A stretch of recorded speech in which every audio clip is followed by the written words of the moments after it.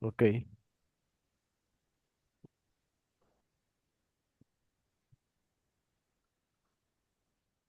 Parece que ya se está grabando. Eh, Hola, ver, bueno, Jorge, ya que se está grabando, sí, ¿verdad? sí, sí, sí. Buenas tardes. Entonces, Voy a hacer una sí, presentación de la Red Interamericana de Estudios de Familia y Parentesco, RIEFAP. Para quienes no nos conocen, tenemos nosotros el antecedente del sexto congreso de la Asociación Latinoamericana de Antropología, ALA, que se realizó en noviembre de 2020 y posteriormente creamos un grupo de trabajo que se llama Familia y Parentesco en América Latina, Prácticas y Lógicas Culturales, aprobado en agosto de 2021. Las instituciones que participan en esta red es la Universidad Iberoamericana de la Ciudad de México, la Universidad de la Frontera de Chile, el Centro de Estudios e Investigaciones Laborales SEIL CONICET en Argentina, la Universidad Nacional de Río Negro, la sede Atlántica en Argentina, el CISOR de la Universidad Nacional de Jujuy, también en Argentina, el Colegio de la Frontera Sur, Unidad San Cristóbal de las Casas, Chiapas en México, la Universidad de Oriente y Contramestre en Cuba, el Centro Regional del Noreste, Universidad de la República de Uruguay, el Centro Loyola de La Habana, Cuba, y el Instituto Nacional de los Pueblos Indígenas. Bueno, aquí nosotros ponemos las sesiones que hemos tenido desde 2021, que empezamos este seminario permanente, y la sesión que tenemos el día de hoy se titula Lo que he desaprendido sobre el género, masculinidades a la luz de 40 años de observación participante en México, y está a cargo de Matthew Goodman, que también nos dará una sesión de seguimiento el próximo 9 de julio de este año en los horarios acostumbrados. Les vamos a mandar la liga para que tengan acceso a la plataforma de Zoom a todos aquellos a los que se inscribieron en esta sesión. Y la siguiente sesión será de este seminario permanente, sería el 27 de agosto y estará a cargo de Erin Estrada Lugo, que se titula Las relaciones de parentesco entre los mayas del sur de México, un recuento interdisciplinario. Les pedimos que nos sigan, por favor, en nuestras redes sociodigitales, en Facebook, en Instagram, en YouTube. En todos lados nos encuentran como RIEFAP. Y bueno, finalmente agradecemos a la Universidad de la Frontera, al Departamento de Trabajo Social por darnos este servicio de Zoom para nuestro seminario permanente. Le paso la palabra a David para que haga una presentación formal de Matthew. David, adelante. muy bien. Muchas gracias, Jorge. Gracias a los asistentes. Gracias, Matthew Goodman, por aceptar esta invitación.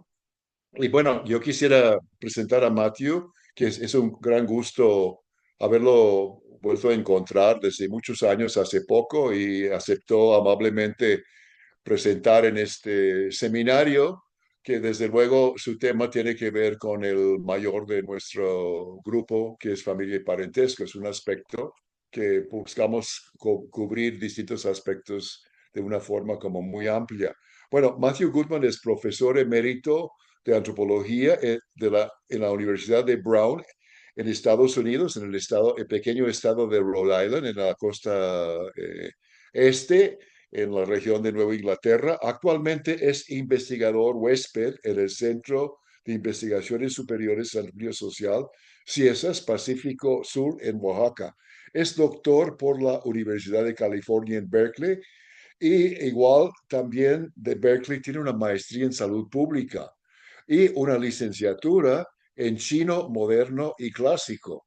Los temas principales de su investigación han sido los hombres y las masculinidades, salud pública, la economía política y el militarismo. Entre sus libros en español se encuentra, bueno, Ser hombre de verdad en la Ciudad de México, ni macho ni mandilón, que fue publicado por el Colegio de México en el año 2000. El romance de la democracia rebelde sumisa en el México contemporáneo, que fue publicado por el Fondo de Cultura Económica en 2009. Por mis pistolas, sexualidad, anticoncepción y SIDA en México. México, siglo XXI, publicado en 2016. Y los hombres son animales, pero la biología no los determina. Todavía, pues, sin editorial es un libro que está en proceso, por pronto a salir, me supongo. También ha publicado artículos en revistas tales como Nueva Antropología, Desacatos, Alteridades, Estudios Sociológicos. Todos esos se pueden encontrar en línea, son revistas importantes mexicanas. Y La Ventana, así como otras revistas. Ha sido profesor visitante en China, España, Francia, México y Tailandia.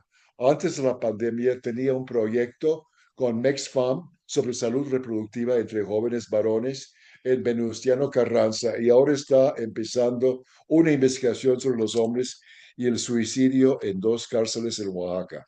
Bueno, es un gran gusto para mí dar la palabra ahora a Matthew Goodman. Adelante, Matt.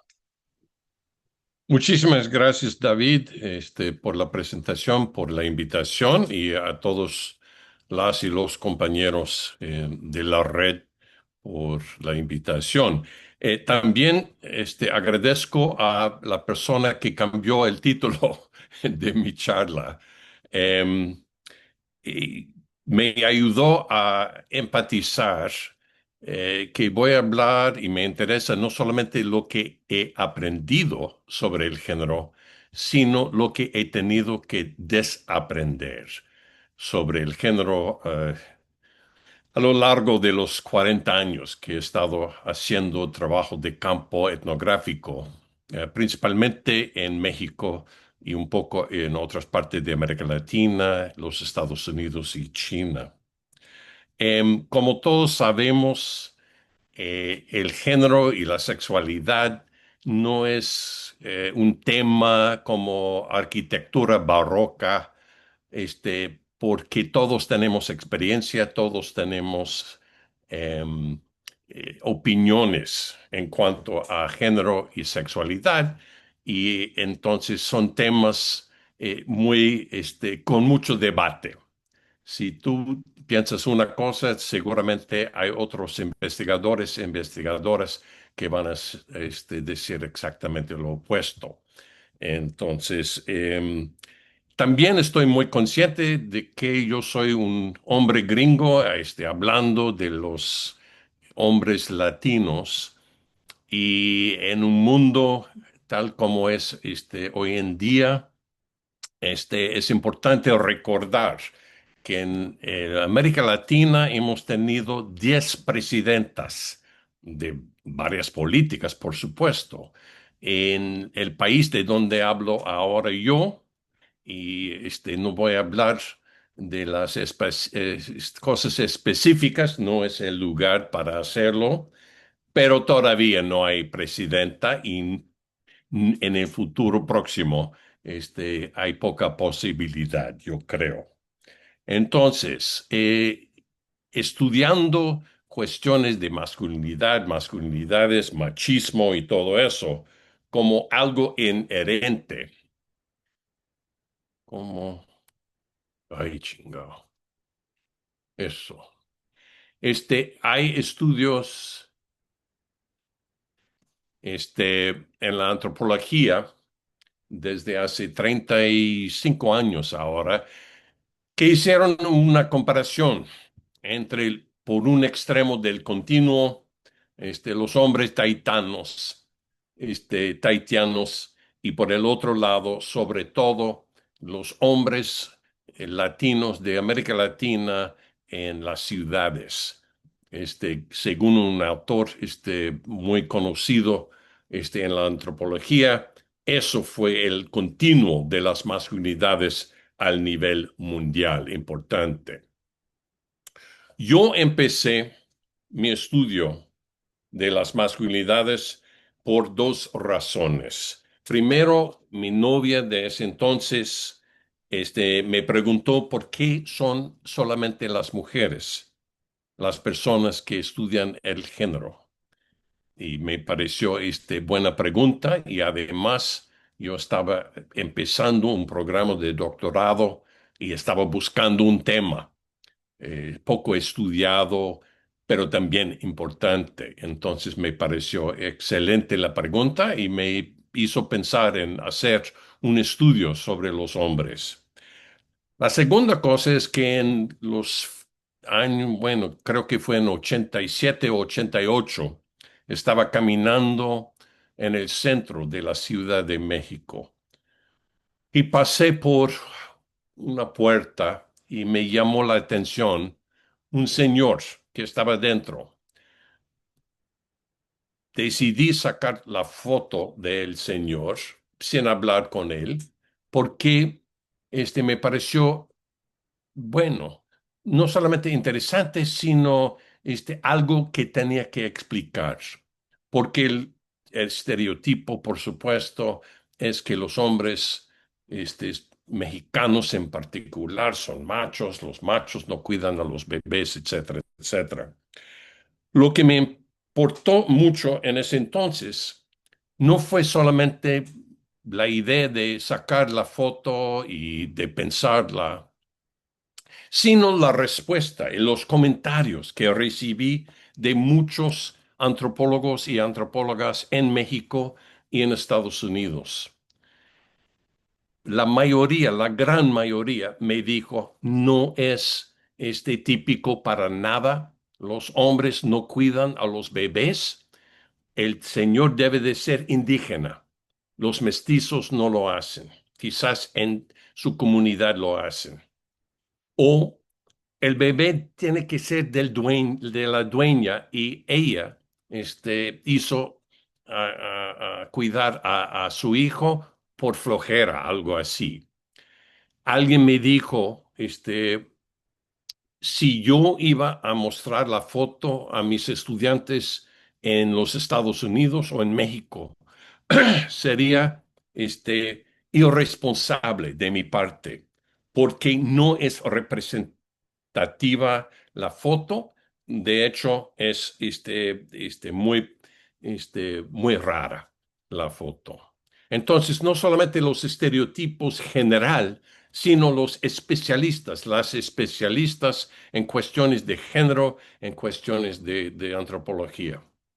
Decidí estudiar por qué estaba cuidando el tipo y qué pensaba otra gente. Yo decidí hacer un trabajo de campo en una comunidad que originalmente era de paracaidistas de ocupación. Llegaron en 71, 5,000 familias, más de 20,000 personas en un periodo de 24 horas. Yo llegué 20 años después, mucho más tranquila la comunidad y todo eso, pero todavía una comunidad bien organizada internamente. Yo decidí que es una buena comunidad para hacer un estudio de género, en particular para ver si está cambiando algo entre hombres y mujeres, porque las activistas fueron líderes al lado de los hombres y a veces más importantes en la comunidad de Santo Domingo. Si conocen la Ciudad de México, está ahí por las Torres, el eje 10 Sur, el Metro Cupilco, cerca de la UNAM. Entonces también mostré la foto a mis vecinos y conocidos en la comunidad y la respuesta en cambio, más común era, me parece, normal. La palabra normal, es la respuesta, el comentario más frecuente que recibí durante un año de trabajo de campo. No es decir que todos los hombres cuidan a los bebés, pero muchos sí. Entonces empecé a estudiar estas cuestiones, el estereotipo por aquí y otro por allá. Este es un amigo, Marcos, van a ver otras fotos también de él. De hecho, en este caso es su nieto, no es su hijo, pero no estaba presente el hijo, el papá. Entonces, él más o menos hizo el rol del papá.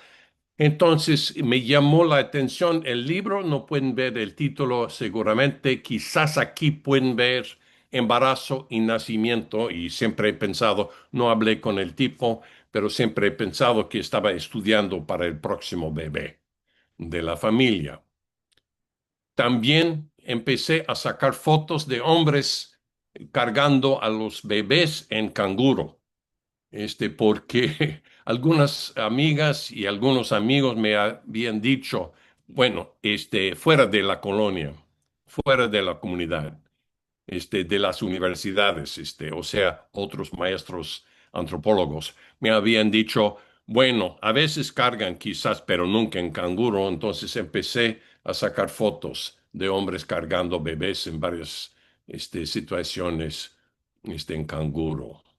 También, este, noté cuando estaban cargando los bebés, cuando estaban los hombres cuidando los, niños durante horas de trabajo, por ejemplo. El señor, con el casco, es uno, pero también el hombre abajo está, el domingo, como chofer para un equipo de fútbol y siempre llevaba, a su hijo.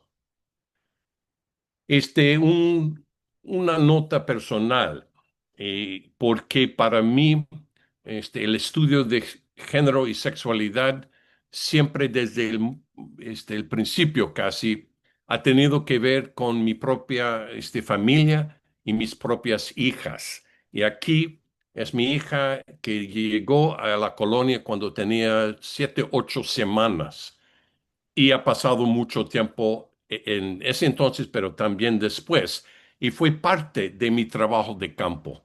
Yo andaba en la colonia con la niña,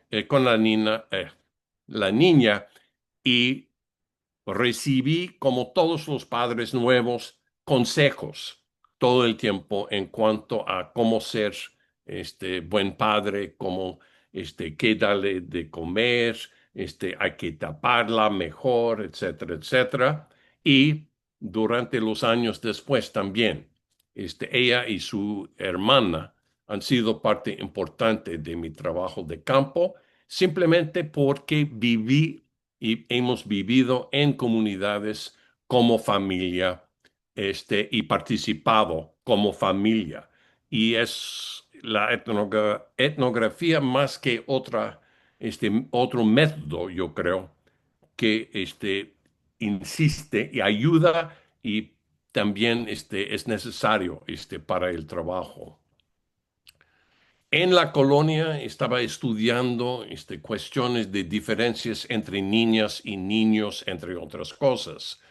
Me llamó la atención la foto arriba después de romper una piñata, porque en este caso había regresado después del evento a apuntar, bueno, las niñas y los niños estaban participando, pero solamente los niños al fin estaban buscando la fruta y los dulces.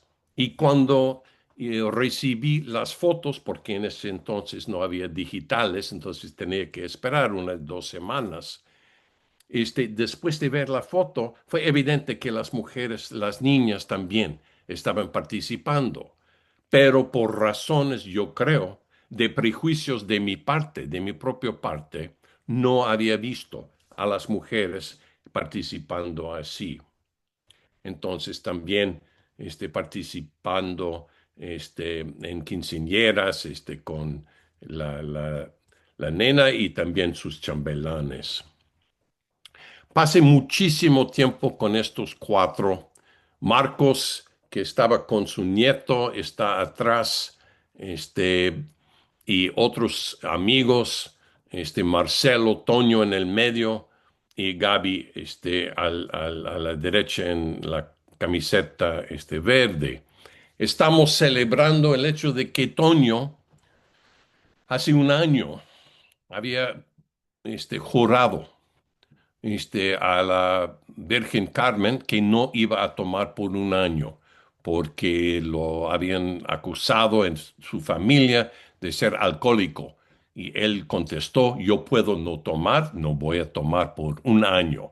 Entonces ahora estamos celebrando el fin del año de otoño. Y también el mismo día, indicando varios gestos importantes. Aquí noto en particular lo del Marcelo a la derecha abajo.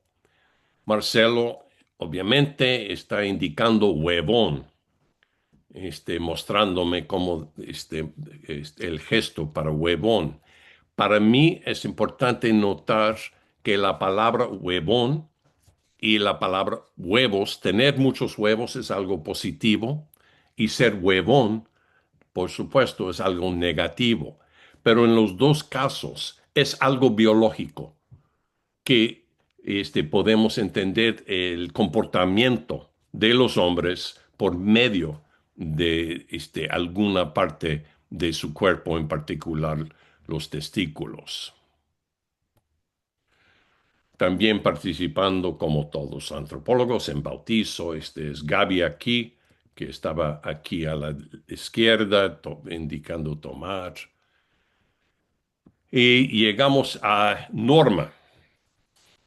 Norma, me había visto en el mercado hace unas horas ese día y me estaba preguntando por mi esposa y Liliana, mi hija, que se habían regresado a los Estados Unidos para visitar a la familia por 2 semanas. Y en el mercado me había dicho, te estamos vigilando, ¿eh? Y nadie tenía que explicarme por qué me estaba vigilando. Porque, y después la vi en su casa y le pregunté si podía sacar una foto de lo que había hecho. Y Norma estaba diciendo otra vez que los hombres no pueden controlarse si tienen oportunidad. Entonces, la única manera de controlarlos a ellos es amenazarlos. Entonces me estaba vigilando para que cuando mi esposa, si hubiera pasado algo, cuando mi esposa habría regresado, Norma iba a hablar con ella, por supuesto. En este caso, creo que es importante notar una cosa que he tenido que desaprender. Y es precisamente la cuestión de la negociación de la masculinidad en cuanto a las mujeres y el papel que juegan las mujeres en cuanto a los hombres y ser hombre de verdad o no. Voy a regresar al tema más adelante. No, perdón, aquí. Entonces, creo que en los estudios sobre familia y parentesco, sobre todo en la psicología y otras disciplinas semejantes, hay muchísimos estudios sobre la influencia de la madre en cuanto a los niños y niñas. También en los estudios de género hay muchísimos estudios en cuanto al la influencia, control, poder que tienen los hombres adultos en cuanto a las mujeres adultas. Pero sorprendentemente, hay pocos estudios sobre las mujeres adultas en cuanto a su influencia, poder y todo con respecto a los hombres adultos. Y es un poco curioso porque yo creo que en la vida real, en la vida que tenemos, es evidente que las mujeres adultas, algunas más, algunas menos, algunas más en algunos momentos que otros, tienen esta influencia, pero hay pocos estudios que enfatizan eso y que estudian y desarrollan la cuestión. Y yo regreso a la foto anterior de Marcos. Marcelo, atrás, en el chaleco azul, está regresando a su tienda ahora, que está a la vuelta, porque su esposa, que trabaja también, trabajaba también en la tienda, acaban de gritar a Marcelo diciendo que tenía muchos clientes y que tenía que dejar de tomar con nosotros y regresar a trabajar. Entonces Marcos me está viendo a mí y está indicando con la mano, con este movimiento de cortar, este, que le va a regañar y le va va mal para Marcelo con su esposa. Y me llama la atención, me llamó la atención el gesto, precisamente porque es un gesto, primero, nunca he visto a un maestro universitario indicando algo así. Entonces es muy de la clase obrera, muy de los del pueblo popular. Pero también las mujeres nunca lo hacen. Y es un gesto entre hombres en cuanto a las mujeres. ¿Y qué va a pasar con un compañero en este caso? Que una mujer va a regañarlo y castigarlo de alguna manera. Y es una indicación de, por un lado, es una broma, es un chiste, pero por otro lado, indica una relación y hay que tomar en cuenta todo eso. Entonces, ¿qué quiere decir este hombre y qué quiere decir mujer en el sentido de relaciones de poder en la familia y todo eso? Es algo que tenía que desaprender en el transcurso del estudio. También es una indicación, el mismo Marcos, em, yo hablé con él después de conocerlo por quizás 2 meses, algo así, sobre cuestiones de violencia doméstica, violencia de género, porque un vecino que vivía enfrente tenía fama tenía una historia mala de golpear a su esposa. Entonces estaba preguntando y hablando con Marcos sobre eso.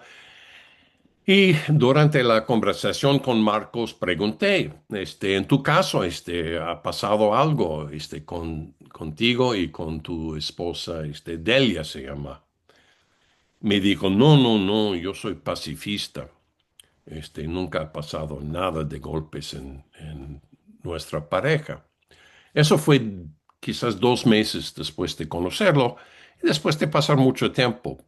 6 meses después, y después de pasar muchísimo más tiempo con él, estábamos hablando un día, yo no inicié la conversación, pero empezó a hablar de que de joven, en los 50 le llamaron el coreano. ¿Y por qué? Porque por la guerra en Corea en ese entonces y porque él era muy peleonero en cuando estaba joven. Andaba con pandilla, chavos banda y todo eso.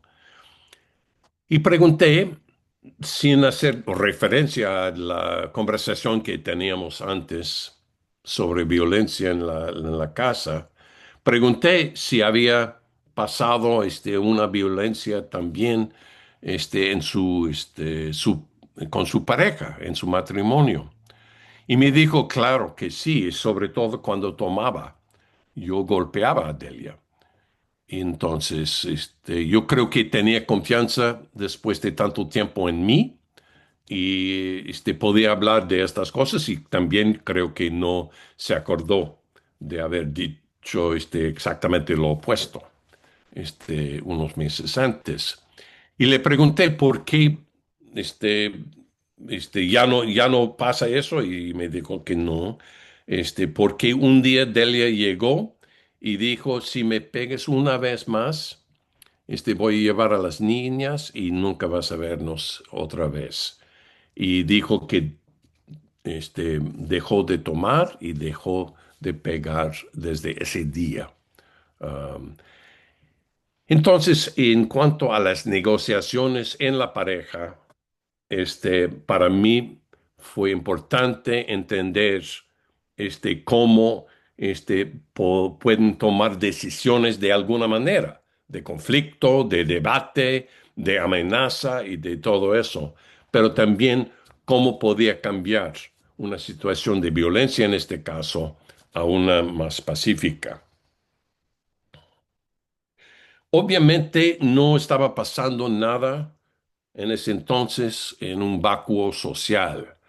94, los zapatistas en Chiapas y el impacto en todo el país. Y los vecinos, salvo unas vecinas,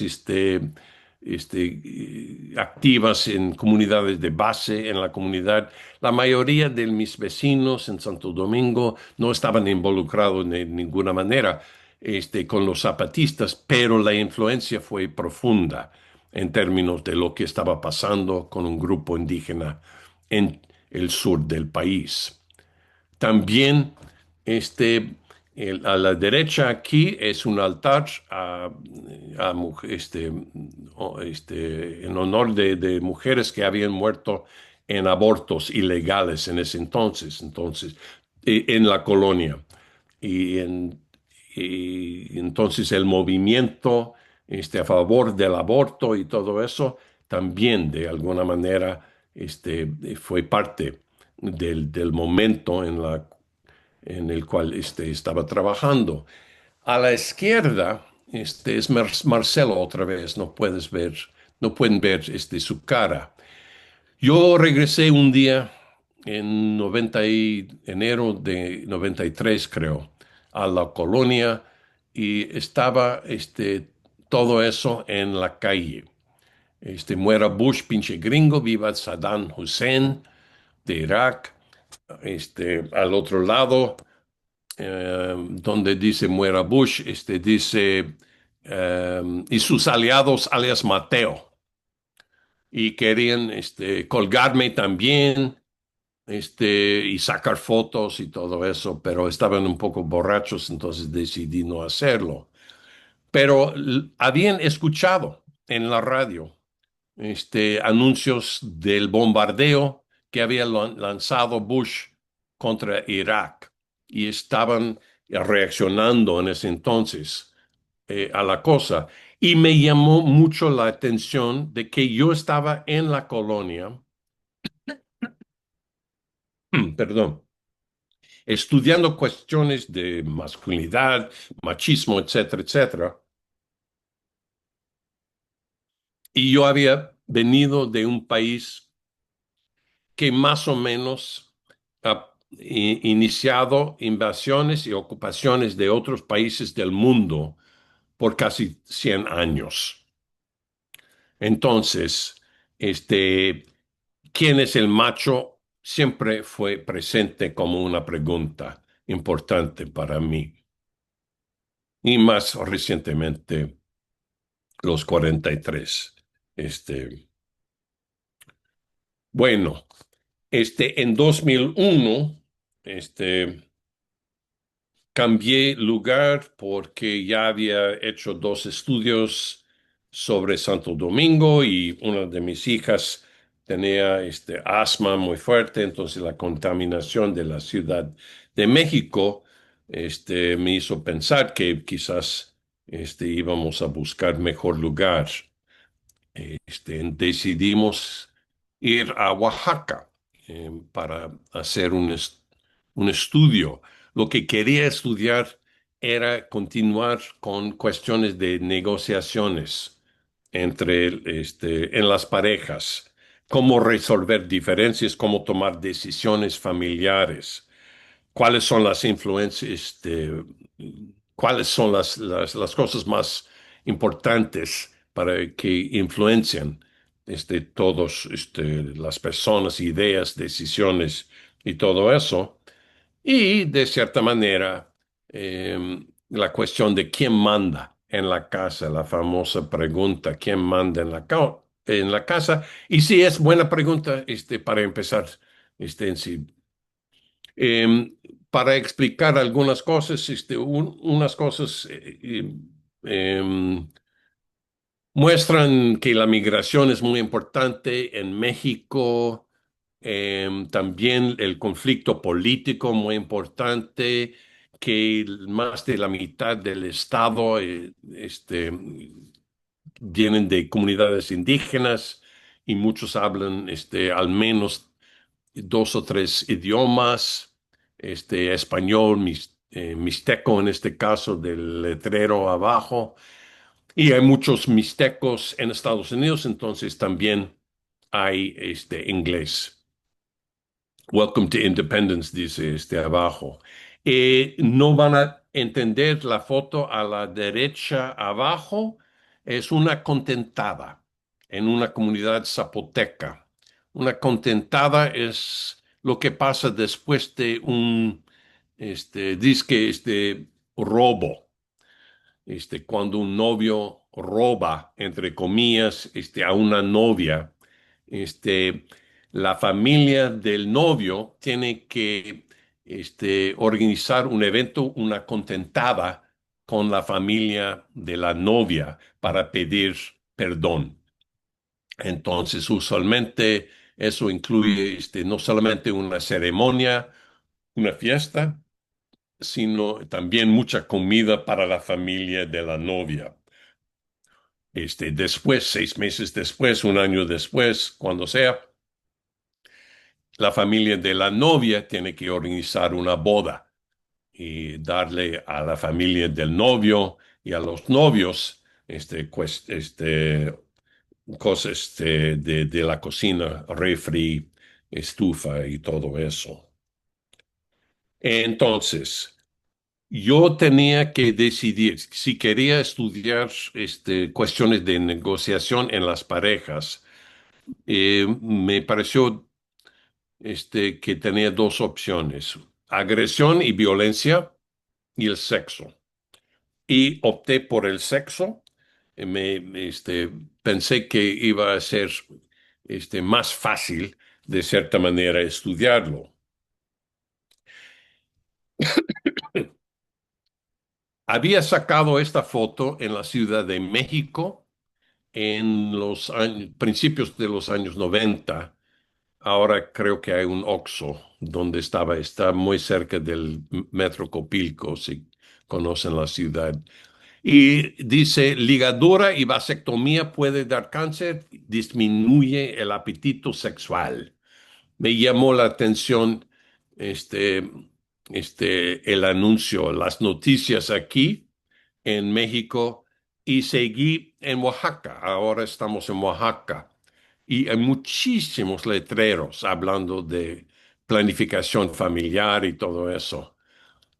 Hasta este letrero que me llama la atención, entre otras cosas, porque nunca en toda la vida he visto un dibujo de un pene en la pared de ningún edificio público en los Estados Unidos. Y creo que en Oaxaca no fue gran cosa para nada. Fue simplemente una manera de promover varios métodos. Em, la historia de la planificación familiar en México y en todas partes del mundo tiene un aspecto muy importante y un poco alarmante. Em, por supuesto, en los años 60, uno de los propósitos, uno de los temas más importantes fue la salud de la mujer. Y al fin, fundaciones internacionales, gobiernos del mundo estaban haciendo más caso, poniendo más atención a la salud de la mujer. y en particular cuestiones de anticoncepción y control de natalidad y todo eso. Pero en el transcurso de promover la planificación familiar, más o menos en México y en otros países estaban excluidos los hombres, como si no tuvieran nada que ver con planificación familiar, como si los hombres solamente querían muchos hijos, sobre todo hijos varones, y no les importaba limitar el número y planear el número y cuándo iban a tener hijos. Y creo que es entendible, pero es lamentable que los hombres estaban excluidos de tal manera. Yo decidí, ah, eso fue de la carretera, y al ver el tipo y sacar la foto sabía que tenía portada de un libro. Eh, Entre paréntesis aquí, el tipo estaba vendiendo algo para tomar. Cuando le pregunté si tenía Viagra en el licuado, me dijo que no tenía nada. Simplemente puso el nombre porque se vendía mejor con la palabra Viagra. Bueno, yo decidí, entre otras cosas, estudiar dos temas principales. Primero, la vasectomía, porque la tasa de vasectomía en Oaxaca, en México, en América Latina, es al nivel mundial, en términos de las tasas mundiales, bastante baja.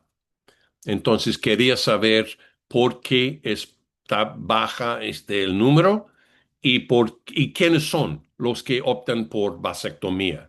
Son los que tienen más educación formal, de la clase media alta, etcétera, etcétera. Entonces hice trabajo de campo en dos clínicas donde hacen vasectomías en Oaxaca y también decidí trabajar sobre la cuestión de SIDA, porque muchos, y salud reproductiva en general, porque muchos migrantes regresan de los Estados Unidos en particular ya infectados y infectan a las mujeres, a las novias, a las esposas, después de regresar a Oaxaca. Entonces quería saber más de todo este proceso.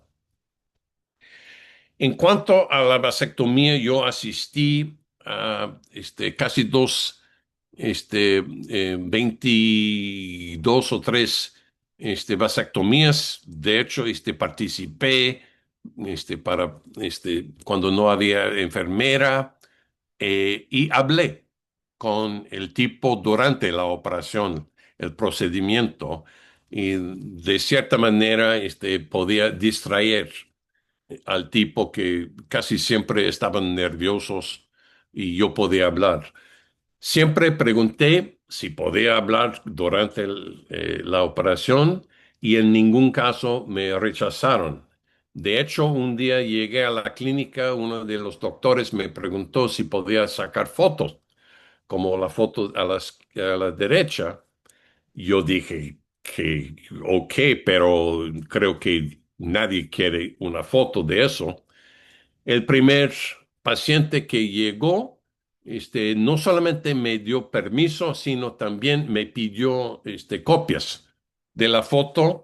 Trabajaba él en una gasolinera, me pidió copias de la foto para mostrar a su familia. Como en el estudio de ser padre y todo eso en la Ciudad de México y con la foto que había usado, mostrado a mucha gente. Y la respuesta más común que escuché en México, en cuanto a la foto fue la palabra normal. En Oaxaca, en el estudio de la vasectomía, la palabra más común que escuché una vez tras otra fue sufrir. mujer ya ha sufrido. Tomaba anticonceptivos por 20 años. Se ha embarazado 3 veces. Parto 3 veces. Ya me tocó porque ha sufrido. Y ya es mi turno. Entonces, en cuanto a las negociaciones, lo que encontré es que los que optaban por la vasectomía no fueron de la clase media alta, no más educada, nada de eso.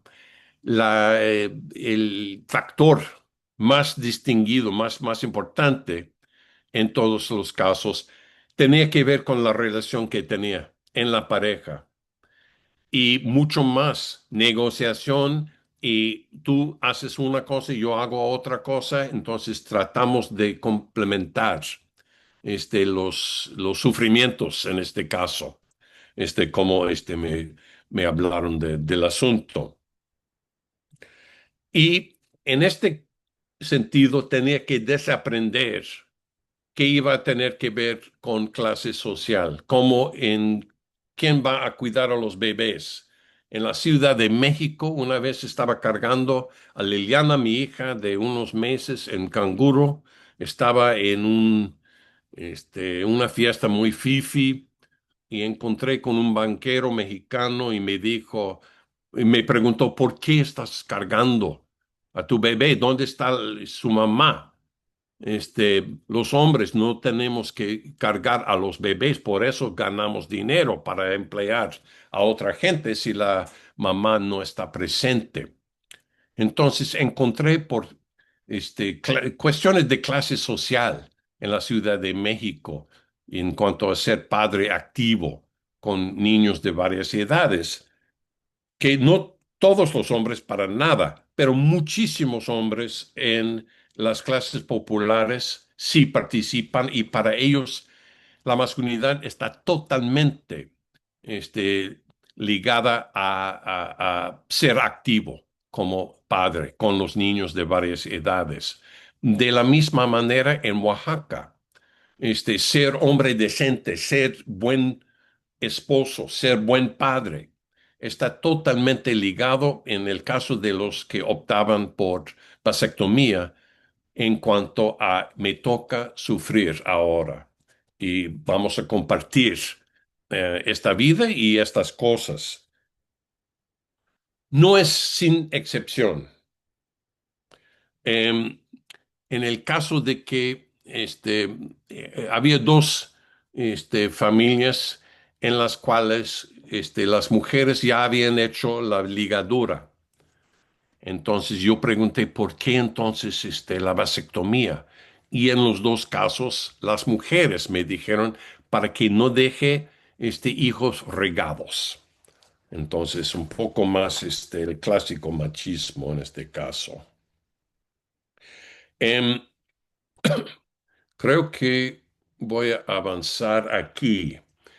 Y es, yo estaba en Oaxaca y salí con un amigo que era y es el director del Jardín Etnobotánico, que ahora se llama el Jardín Etnobiológico, que es bastante famoso por la diversidad este, etnobotánico en Oaxaca y es un jardín en la ciudad.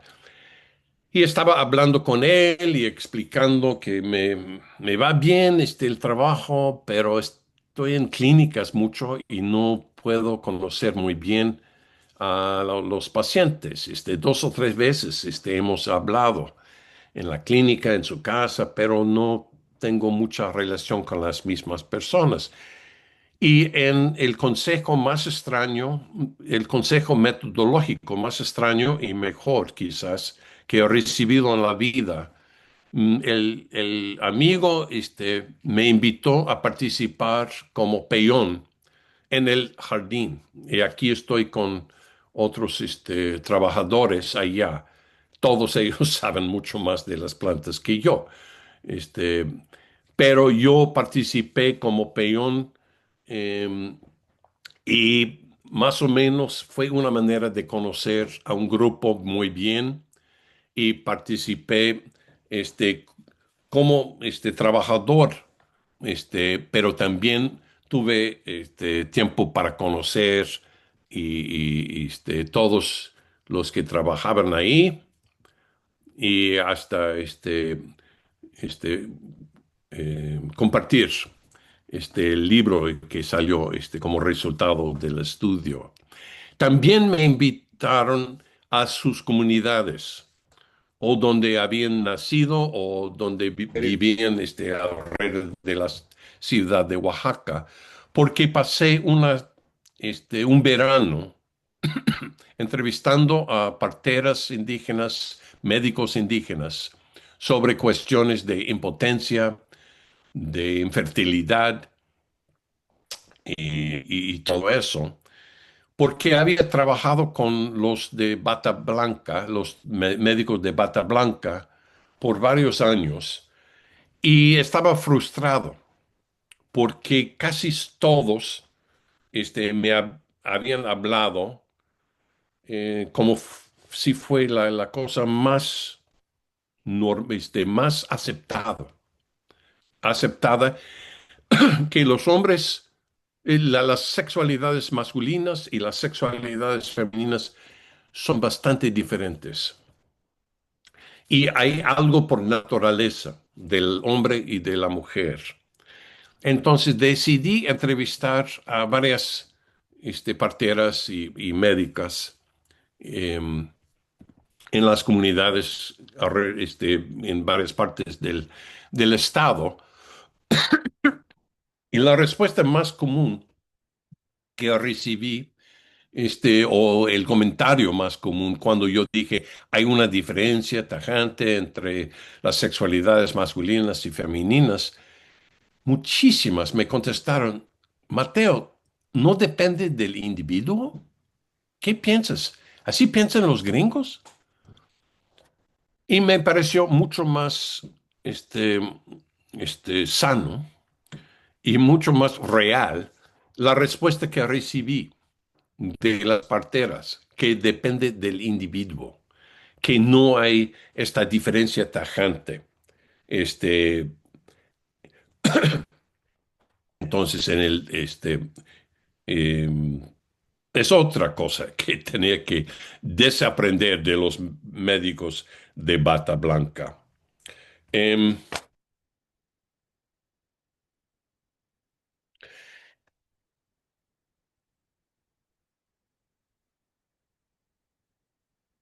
bueno, cambiando a un tema que no trata solamente de México o América Latina, pero con ejemplos de México en particular.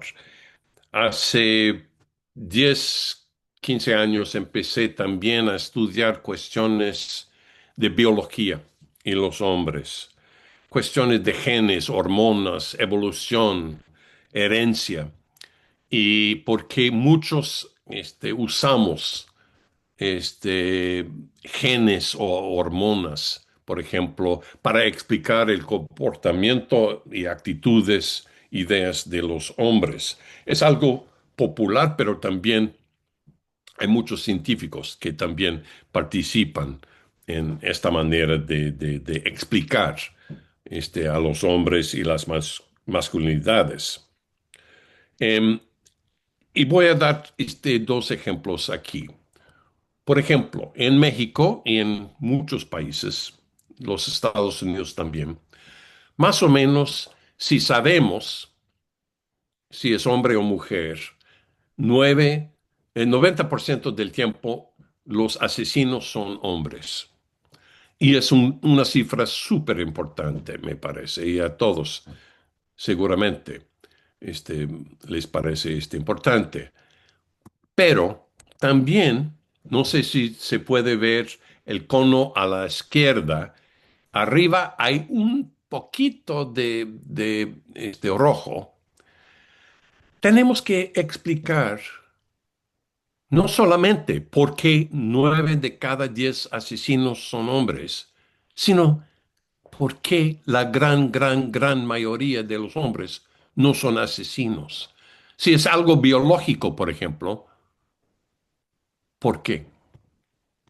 Otro ejemplo, el servicio militar obligatorio. Entonces, en México, a los 18 años, los hombres, no las mujeres, tienen que participar en el sorteo de bolas para ver si tienen que participar en servicio militar obligatorio. ¿Por qué no es obligatorio para las mujeres? Y tengo que incluir ejemplo de los Estados Unidos también. ¿Quién sí, quién no? Mujeres, los sin documentos, transhombres. Ok, hombres tienen que reportarse a los 18 años en los Estados Unidos. Aquí, ¿quién tiene que registrarse? Y quiero apuntar dos cosas. Primero, este, gente trans. Los que son trans mujeres tienen que reportarse. Los que son trans hombres, no. Y no tiene nada que ver con la conferencia, pero tengo que mencionar los que no tienen papeles, que acaban de cruzar la frontera ilegalmente, también tienen que reportarse, que es totalmente locura. Bueno, regresé a México, la Ciudad de México, un poco en los años 2010. Y entre otras cosas, quería saber más del sistema de transporte de vagones para mujeres y niños. Y es un sistema que encontramos en otras partes del mundo, este, con la excepción de Tokio, principalmente en el globo sur. Y podemos pensar que el problema es más grande en el globo sur, o podemos pensar que están tratando de resolver el problema o al menos enfrentarse más al problema en el globo sur.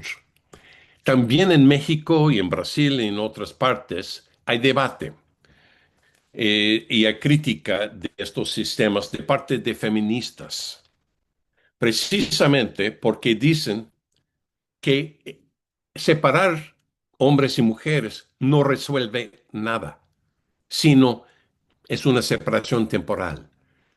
Pero si hay un problema, hay que parar a los que están acosando a las mujeres, hay que arrestar a ellos y hay que castigarlos.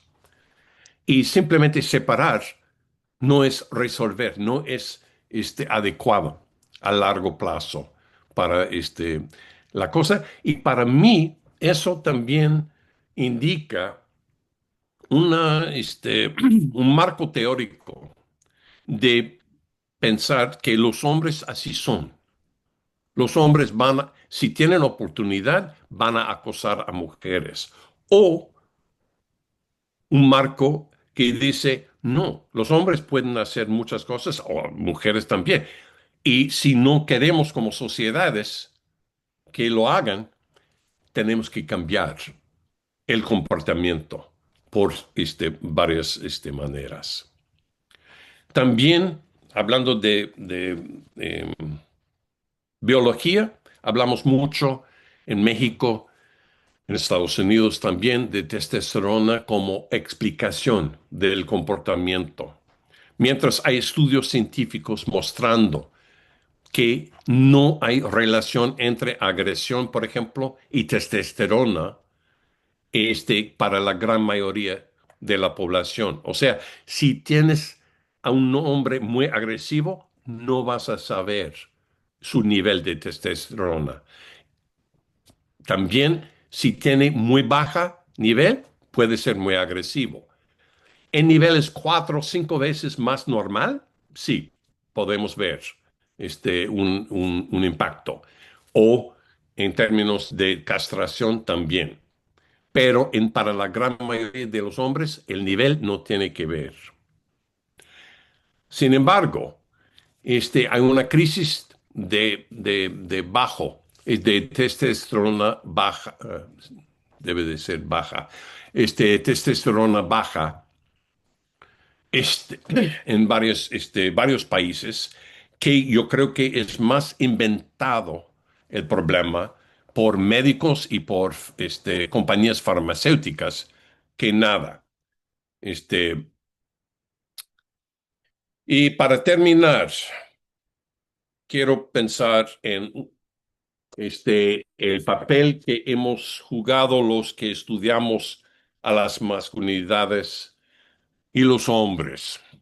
Porque hace 35 años quizás, había un movimiento para pluralizar masculinidad.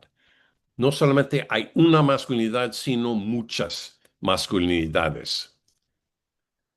El problema es que hoy en día los hombres más o menos no pueden hacer nada sin que un especialista en masculinidades va a poner un adjetivo para decir es un tipo de masculinidad, es otro tipo de masculinidad.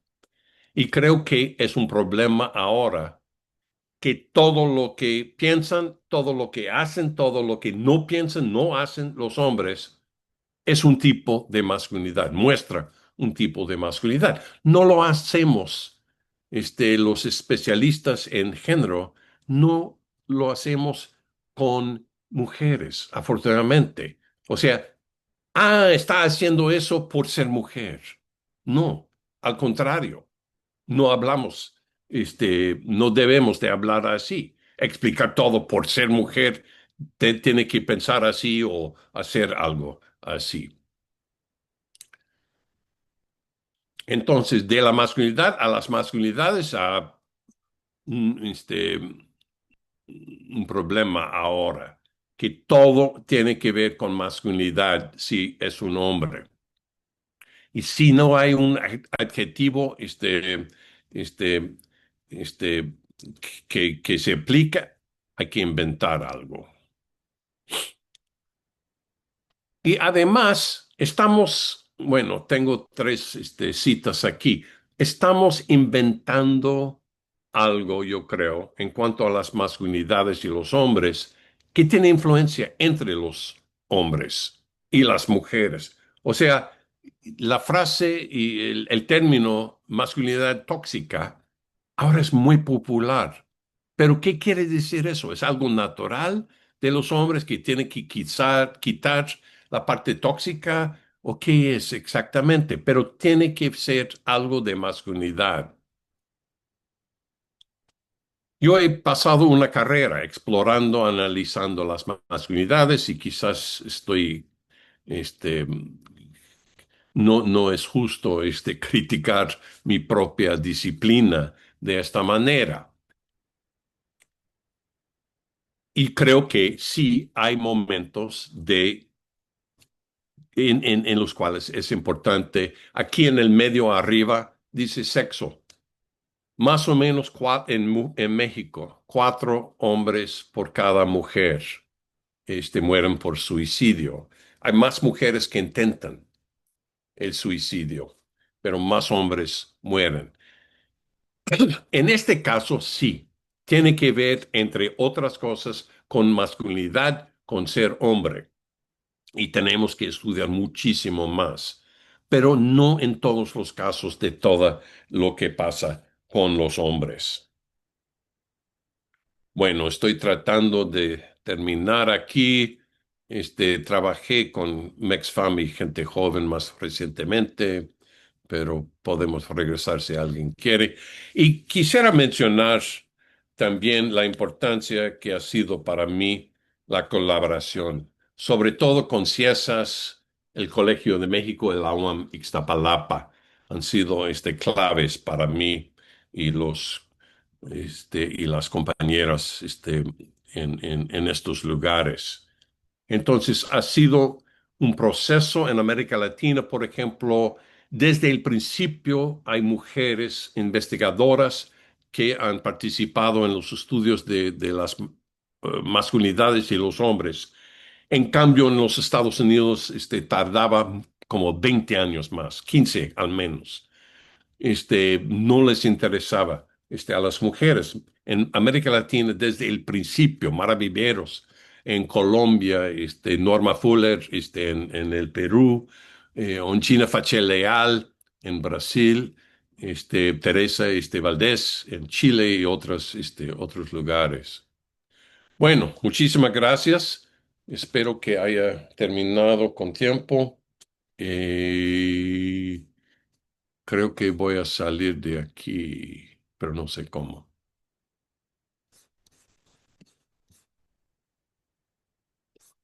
No te ¿Alguien preocupes, quiere? ahorita yo lo quito. Sí, bueno, muchísimas gracias a ti, Matthew. Muy sugerente tu conversación. Yo quisiera tomar algunos puntos y les invito al público a hacer comentarios por el chat, sus preguntas y bueno, luego le voy a dar la palabra a Javier. Pero bueno, yo creo que lo primero que hay que destacar en tu trabajo es la importancia de la observación participante, ¿no? Y tú, bueno, lo expresas también de una manera lo que desaprendiste, que tú también y muchos otros tienen prejuicios y creo que los prejuicios van a persistir mientras que uno no haga observación, ¿no? Eh, bueno, los prejuicios pueden reflejar también una verdad, pero hay muchas cosas desarrolladas a partir de, bueno, no sé, en alguna parte hace tiempo leí hace mucho tiempo, la imagen del mexicano machista que fue quizás promovida por la obra de Oscar Lewis, ¿no? De Pedro Sánchez, ¿no? También es interesante los comentarios que hicieron alrededor de la foto que mostraste, ¿no? Hasta uno que decía irresponsable mostrar una foto no típico, ¿no? Como si uno tuviera que adherir a alguna verdad, ¿no? Un dogma o una posición políticamente correcta, ¿no? Que hay una sola, ¿no? Cuando nuestra tarea como investigadores creo que es otra cosa, ¿no? A lo mejor tenemos una solidaridad con los desfavorecidos, pero una cosa es confundir cosas que observables empíricamente y mitos, ¿no?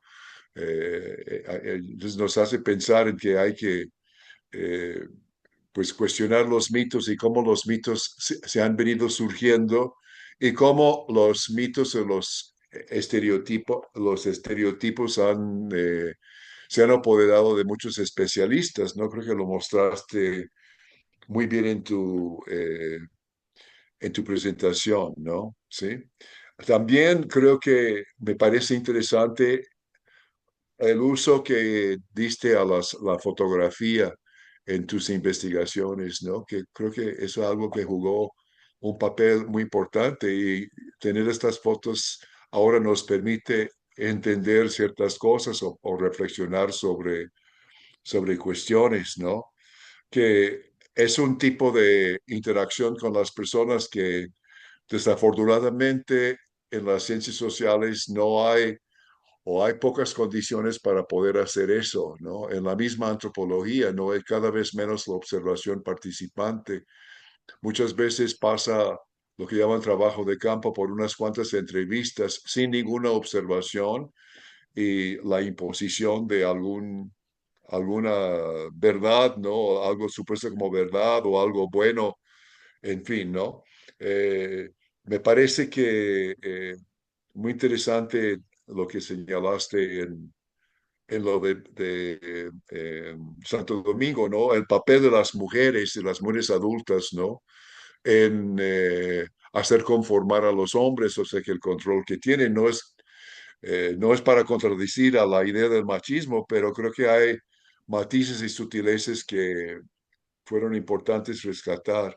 Y bueno, claro, también me parece que fue Marcos, ¿no? Después de largo tiempo con confianza te dijo cosas que no había dicho antes o que había dicho lo contrario, ¿no? Para mostrar una buena imagen. Y esas son las cosas que los antropólogos que hemos hecho observación participante conocemos, ¿no? Y los que no lo han hecho, los que nada más llegan con una encuesta y punto, y ahí se acabó.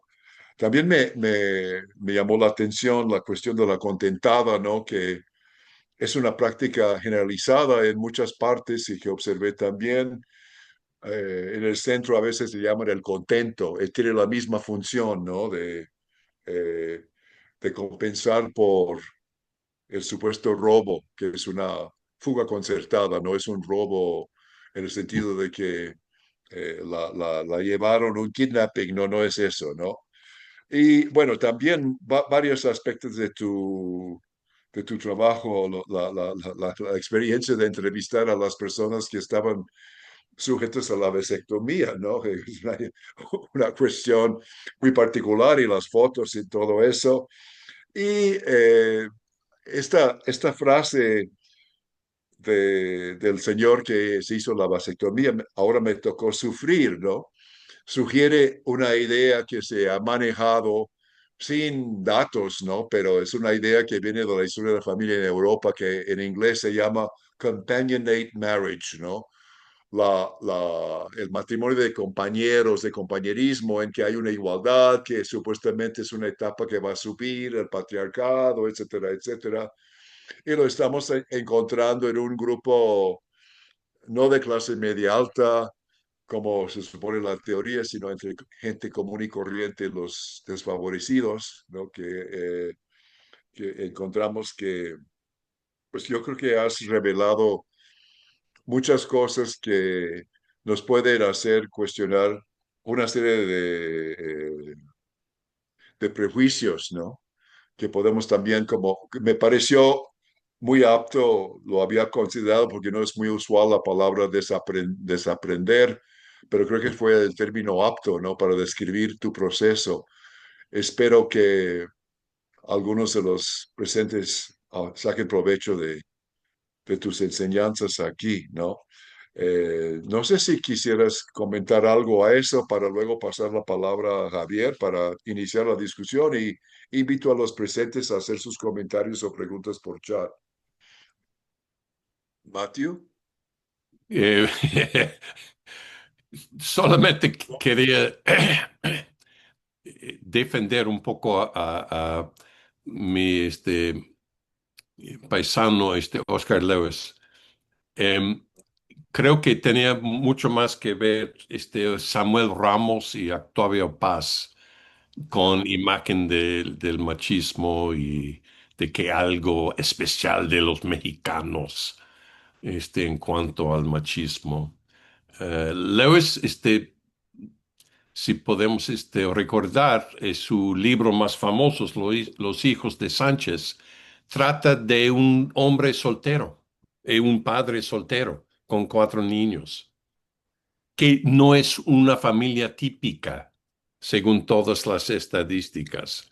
Entonces, eligió esta familia, es muy curioso, para hablar de la pobreza en México. Bueno, por el momento, muchísimas gracias por tus comentarios y espero, una conversación, un diálogo, con todas y todos, presentes. No, gracias a ti. Javier, creo que tienes algunas preguntas y comentarios a Sí, plantear. yo prácticamente lo que comentó, bueno, en principio muchas gracias, Matthew, ha sido una hermosa conferencia, deja a uno pensando, eso está bueno. Prácticamente lo que iba a decir David es lo que yo pensaba comentar, ¿no? Todo el tiempo me vino Los hijos de Sánchez a la cabeza, que revisé hace relativamente poco, claro, décadas atrás, pero también la Ciudad de México, creciendo, migrantes, en fin muchas cosas que... Y hay una parte ahí donde que me acuerdo, me vino mucho a la memoria, que es el papel de la violencia en los niños, en la escuela, que tenían que demostrar quién era más pegador o más malo, no me acuerdo cómo era el asunto, y el papel que juega la violencia en el discurso de estas personas, ¿no? Habría que ver hasta dónde eso es así. Pero en todo caso, lo más importante me parece bueno, es algo ya dicho, pero que me parece que hay que remarcar siempre es el tema de pensar ya en plural las masculinidades, ¿no? Mi experiencia en Jalisco, yo he visto también el tema de la violencia entre los niños, eh, a veces entre las niñas también, ¿eh? No, no es excluyente eso, pero me parece importante, digamos, remarcarlo.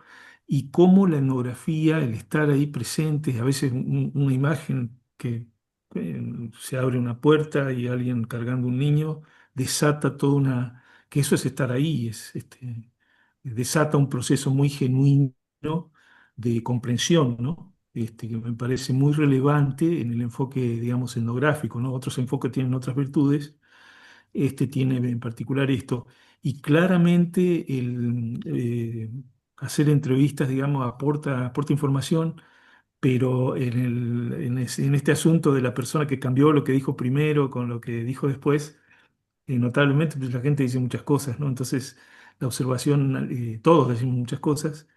Y entonces la observación de las prácticas y la comprensión de los procesos me parece un asunto sustancial, que va supera con mucho las entrevistas que últimamente han proliferado en la práctica de la antropología, ¿no? Así que eso me parece importante, pero y también el otro asunto que también comentó David, tiene que ver bueno, con los prejuicios que traemos, la necesidad de desaprender, de hacer reflexividad, ¿no? En relación a nuestras propias ideas, ¿no? Y me parecen dos cosas. Una, que los estereotipos también obviamente se pueden estudiar, ¿no? Uno podría ir a lugares comunes y todo el cancionero popular mexicano tiene muchas referencias al tema de lo masculino, pero si uno va a lugares más sutiles, por ejemplo, en Pedro Páramo, ¿no? ¿Cómo puede uno analizar ahí lo masculino en la obra de Rulfo, ¿no? Es decir, creo que es un tema hermoso para pensar. Y finalmente, una pregunta ya más concreta. Uno cuando llega de afuera, en mi caso desde Argentina, nota la fluidez y la importancia del albur, ¿no? Ujú. Albur en Argentina significa algo que está a la suerte, ¿no? Bueno, también en México es así. Pero es el doble sentido o triple sentido, quién sabe cuántos sentidos hay ahí, que es una de las vías más, en principio, desconcertante, pero muy interesante de cómo se transmiten ideas sobre el género, ¿no? Entonces, no sé si podrías decir algo de cómo sucedía en los contextos en los que estudiante estas cosas, ¿no? Y bueno, ese sería mi comentario. Muchas gracias, ¿eh? Uf, no tengo en cuanto al albur, em, no tengo ahora. Estaba pensando un poco en los piropos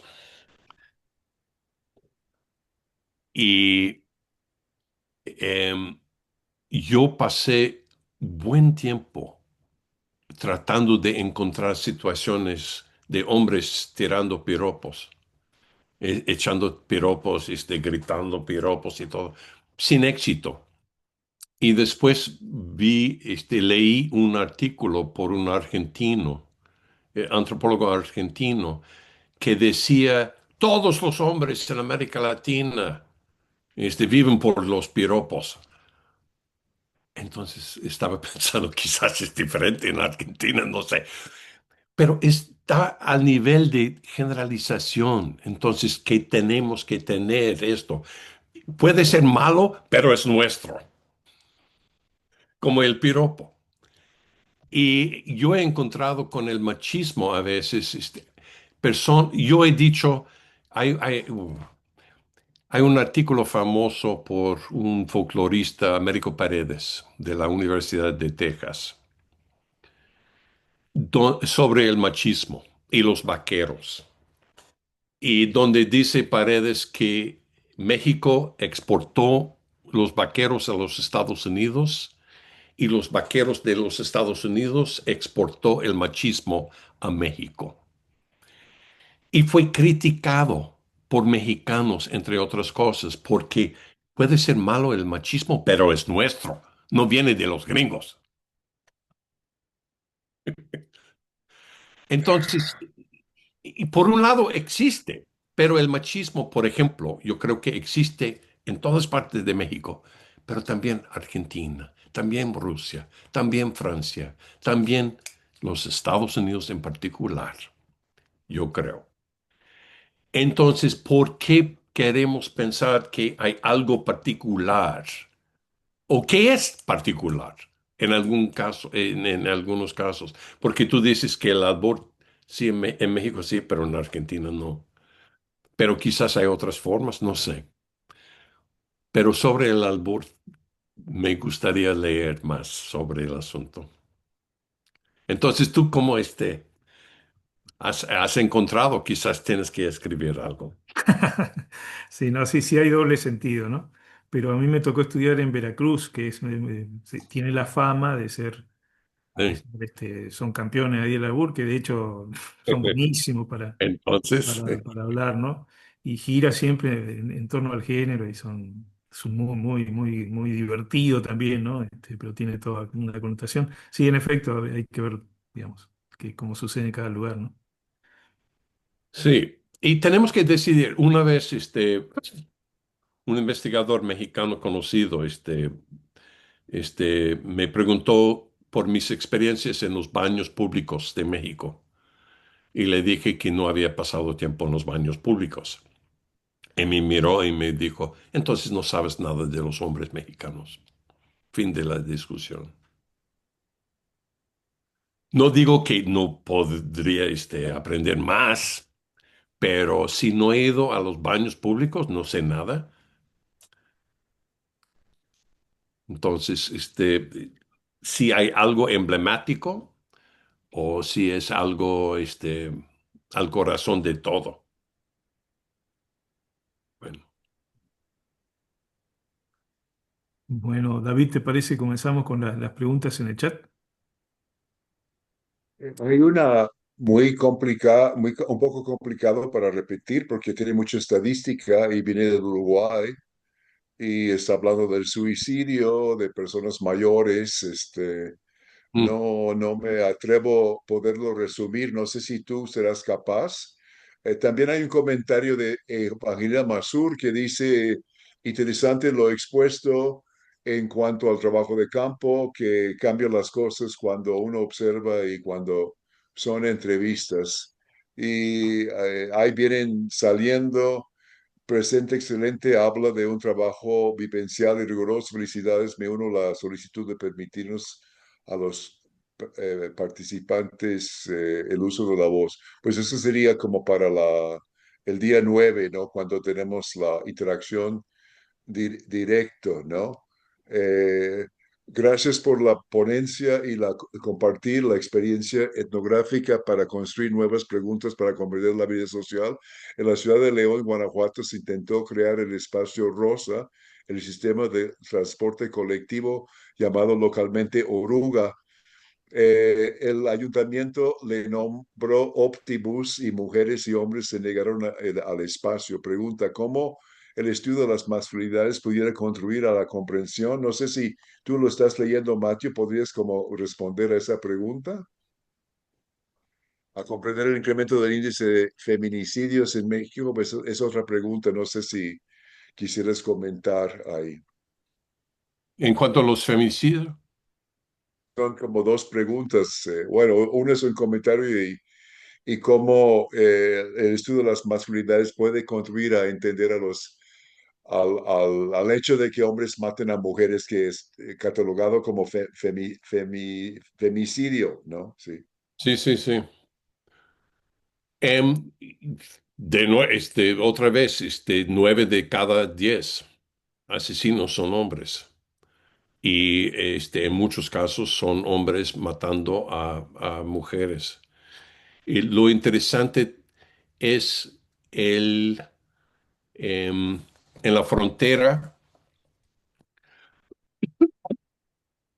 no sé ahora las últimas estadísticas, pero en casi cada año, yo creo que los femicidios tenían el papel no solamente de matar a estas mujeres, sino de aterrorizar a todas las mujeres en esta situación, trabajando en las maquiladoras en la frontera y todo eso.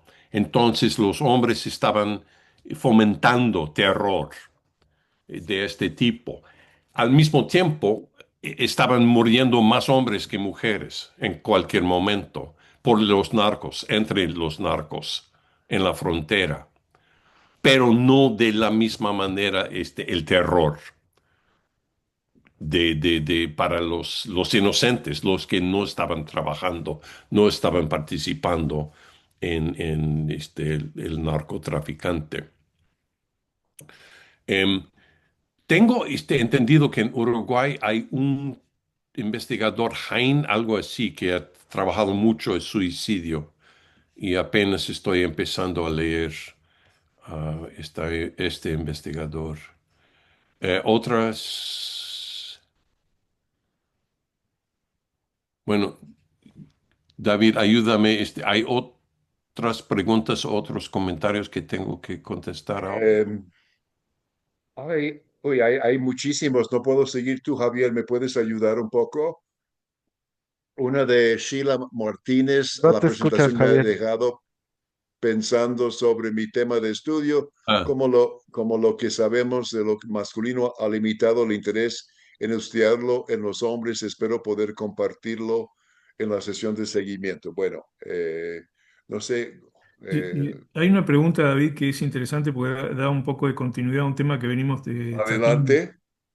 que dice, a ver si la encuentro porque el tema que esto se desplaza, pero bueno, hace una reflexión en torno a la diferencia entre los testimonios y las observaciones. mm, Yo creo que puntualmente, pero no sé, Mateo, qué pensarás sobre esto. Lo que pasa es que los discursos, lo que la gente dice también es una práctica social, es decir, porque sucede de acuerdo al contexto, al momento, a la relación y todo eso se puede analizar, no es una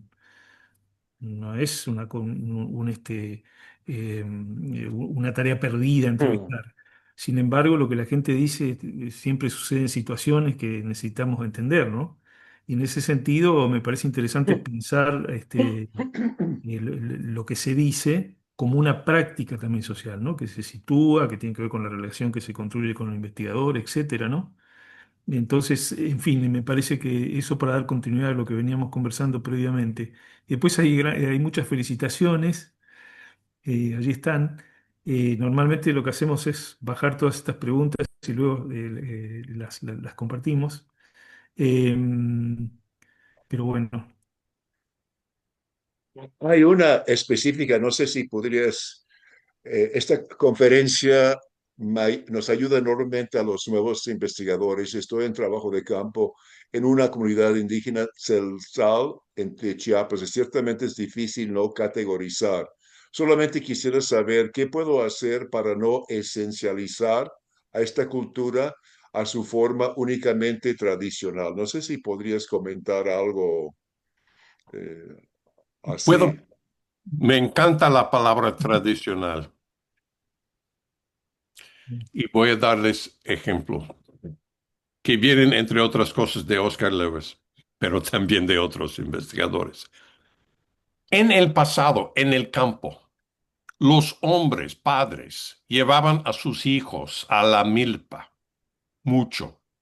Quizás más a los chamacos, varones, pero también a las niñas. Después de la migración del campo a la ciudad, empezaron a trabajar en fábricas como choferes de camiones, de todo. No podían llevar a los hijos. Entonces, si pensamos en hombre tradicional, podemos pensar en hombres que participaban más en la crianza de los niños que en la sociedad moderna. Entonces, son términos que usamos y pensamos así, moderno, tradicional, todo eso, y sirven de alguna manera para hablar de alguien muy conservador, por ejemplo, tradicional. Pero históricamente tenemos que saber qué hacían los padres y las madres en momentos históricos específicos en cuanto a los niños. Hay investigadores que han hablado de la región huasteca, en México, de que los hombres, siempre dormían con los niños en petates, ¿no? En tapetes, de bejuco, hasta desde como los 2, 3 años hasta, la pubertad. Entonces, es tradicional que los hombres duermen con los niños y las mujeres solamente con los infantes.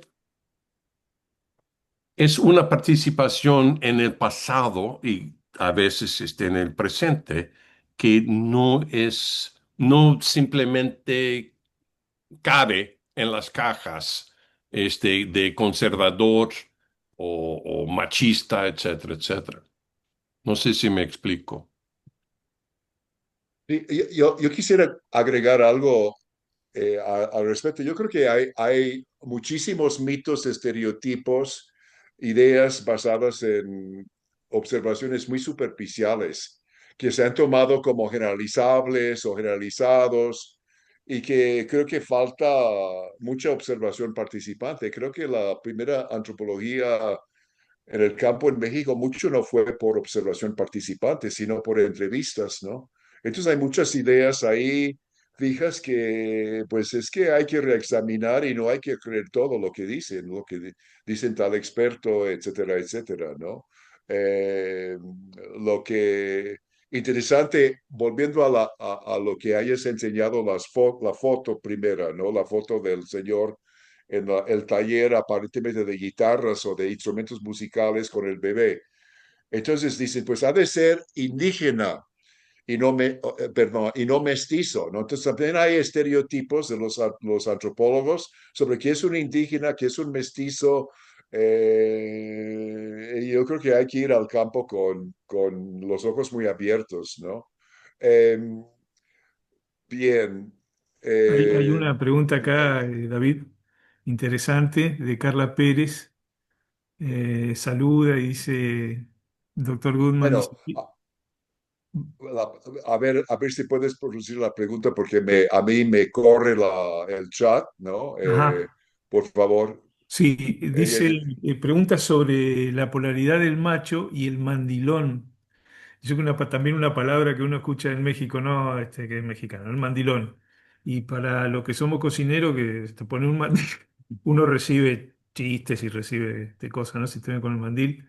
Pero en efecto sugiere que la cocina no es el lugar del hombre, ¿no? Cuando hay tantos hombres cocineros como sabemos, ¿no? Pero bueno, dice, en mi trabajo de campo en Ciudad de México, con familias de boxeadores, se habla de padres Superman. Para ellos, supermandilones, dice Carla. A la luz de lo que aprendió y desaprendió en Santo Domingo, ¿cómo podemos trabajar o lidiar las dicotomías con las que adjetivamos a los varones? Es decir, cómo explicarlas sin perdernos en ellas.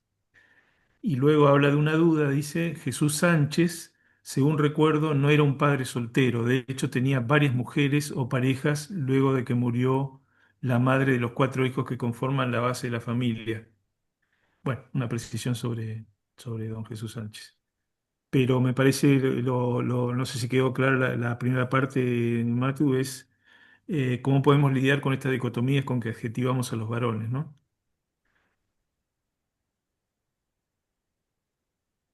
Perdón, no encuentro el comentario y no entendí exactamente lo que estabas diciendo. Uy, ya se Entonces, corrió aquí, es uno de los problemas que tenemos. Es de las últimas, la jerarquía con el sí. ejército de poder. No, no, no, habla de Superman, está haciendo un estudio con familias de boxeadores y allí se habla de padres Superman. La puedes identificar con las iniciales KP. Ah, KP, sí. AKP. Ajá. Hola,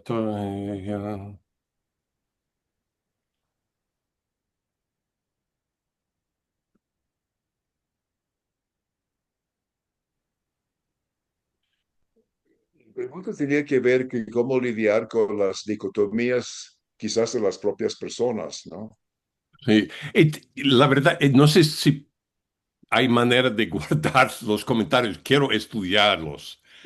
Y de veras, y tengo algo, breve de decir sobre Mandilón. No sé si es Por favor. pertinente.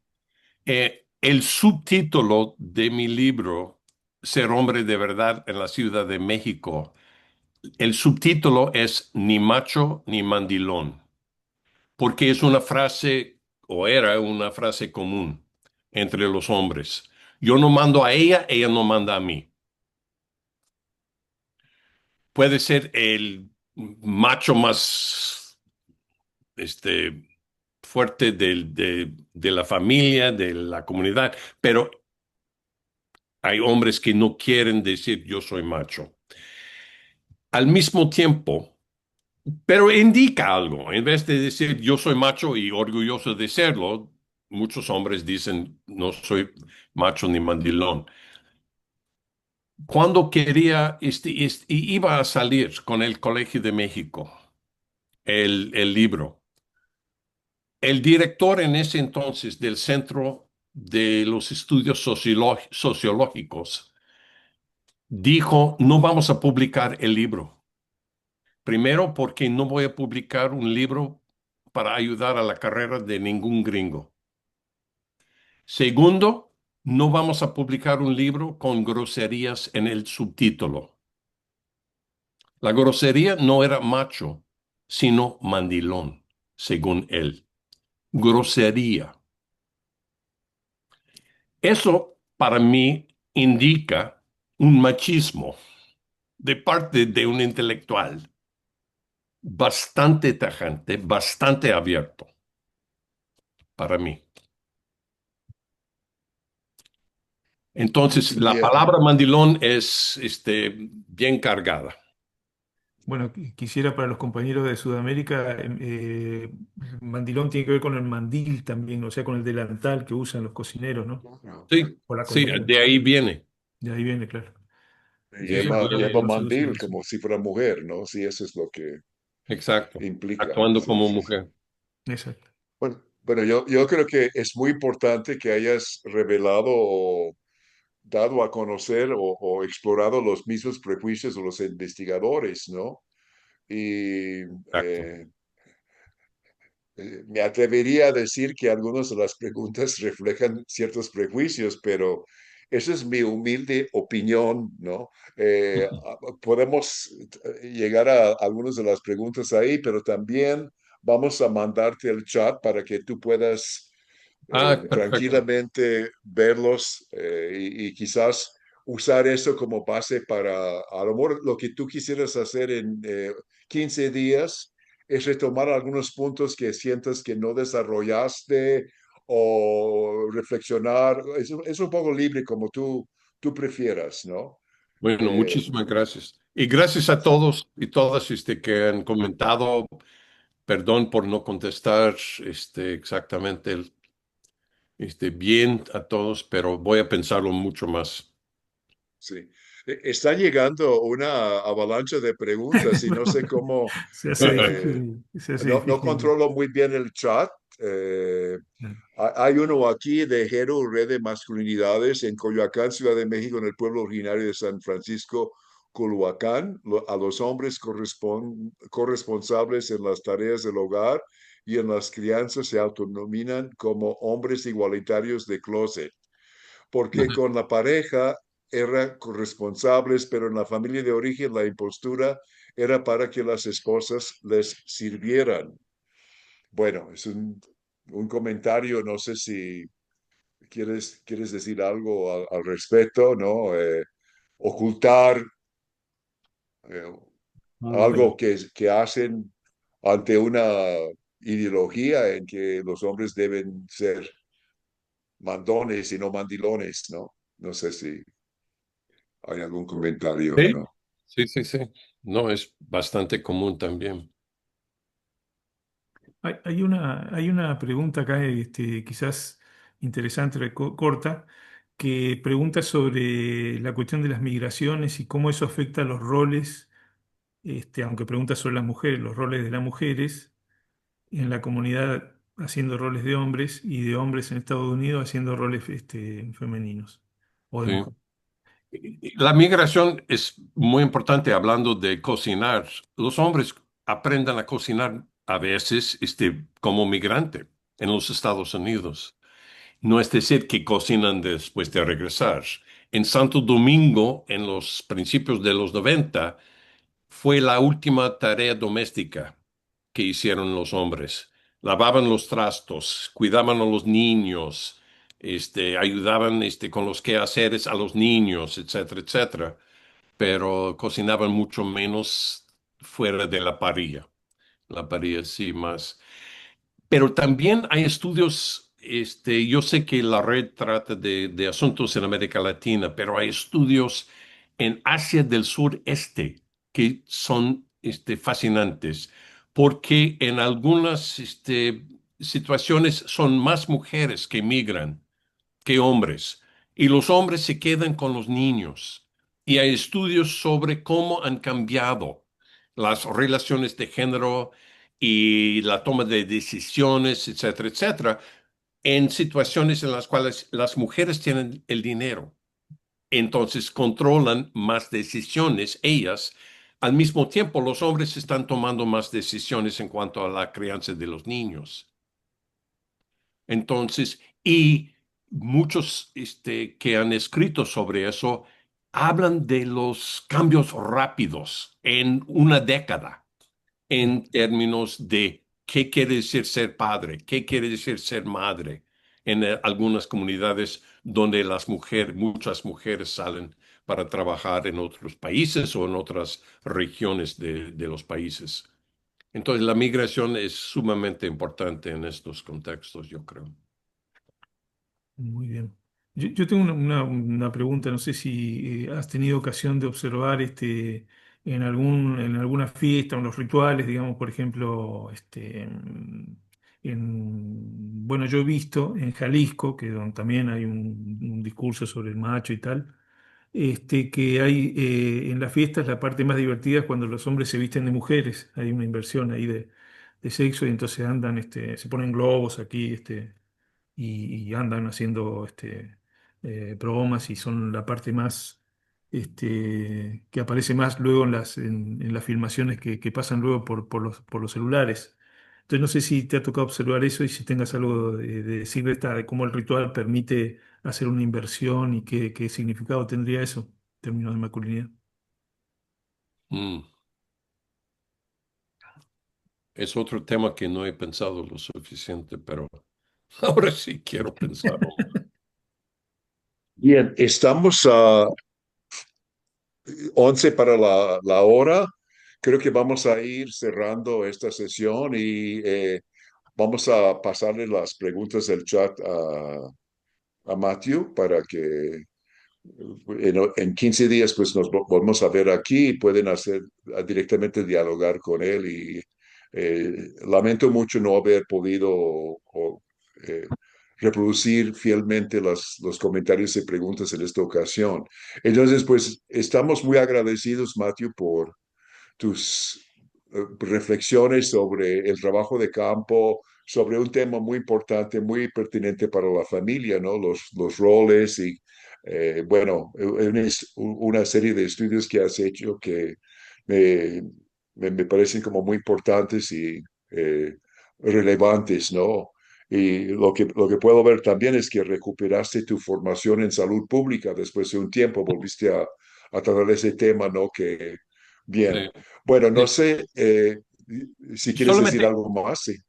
no, no, solamente quisiera hablar de que espero que en 2 semanas, en 15 días, es más un diálogo, porque como en la etnografía, yo no hago entrevistas o trato de no hacer entrevistas. Trato de tener conversaciones, debates. Yo no he estado de acuerdo con mucha gente con quien he hablado, pero he aprendido mucho de ellos. Pero A mí me gusta más el debate a veces en la etnografía. Y no simplemente yo pregunto, ellos contestan, bla, bla, bla. No, es una vida real, es una vida normal para mí. La etnografía es una conversación de la vida. Entonces, igual, espero que la próxima vez pueda yo escuchar mucho más. Y no Sí, solo seguro. contestar, porque tantos comentarios interesantes e importantes, me gustaría saber de las experiencias y ideas de otras personas. No sé si Sí, sí, es el eso es formato precisamente. correcto, pero No, sí, es la idea, porque generalmente son menos personas. Es como complicado. Con tantos asistentes estuvieron conectados 50, ¿no? Entonces, aquellos que realmente tienen un gran interés, pues se vuelven a conectar y pueden plantear las preguntas y será más como un diálogo. Es precisamente la idea. Pues muchísimas gracias y bueno, Jorge va a presentar algo muy breve sobre la próxima sesión y pues Javier, quizás tú quieres decir algo mientras que entra No, Jorge. simplemente agradecer Pues, también y agradecer a Miguel que está allí presente, nos habíamos saludado. Así que gracias, felicidades y nos vemos en unos días. gracias. sí, bueno, y también está la liga para que se inscriban, se pasó por el chat, pero también en la liga que vamos a mandar para la sesión el 9 de julio, vamos a mandar toda esa información para que puedan inscribirse. Normalmente nos reunimos el primer miércoles de cada mes, pero excepcionalmente por distintos motivos lo hemos cambiado. En este caso, la sesión de septiembre va a ser en agosto, ¿no? Entonces les invito a inscribirse y a conectarse de aquí en 15 días para dialogar directamente con Matthew. Muchas gracias. Gracias, Matthew. A Gracias, ustedes. Javier. Hasta Gracias, pronto. gracias. Gracias.